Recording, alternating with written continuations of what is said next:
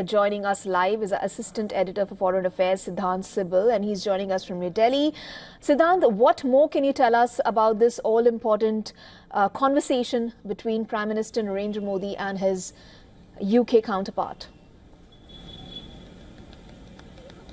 Well, it was a significant meeting. In fact, this was the first meeting between the two leaders since the UK got a new British Prime Minister. And essentially, several issues were on the anvil, including, of course, the issue of economic offenders in UK. We know whether it's Nirav Modi or whether it is Vijay Mallya. They have been in UK for several years now. In fact, when it comes to Vijay Mallya, he lost his plea at the courts and he was given a go-ahead for his extradition.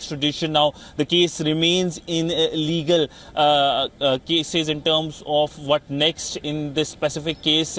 He had left India in 2016 and he was proclaimed as an offender by an Indian court in 2019. Similar when it comes to Nirav Modi issue as well. And this was big political issue, continues to be a big political issue as well. Both of them have been responsible for defrauding and defaulting on big loans from big state banks of India, whether it's the State Bank of India or whether it's Punjab National Bank.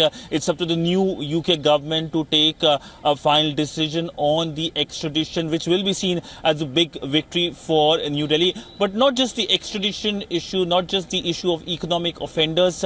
During the talks, one big development that came was the resumption of the free trade agreement talks between India and the UK. Also, India announcing opening of 2 new consulates in the UK. There is a large Indian diaspora in UK, which is known as the living bridge between the two countries. And all in all, the message was clear of strengthening the partnership, the strategic partnership between the two countries.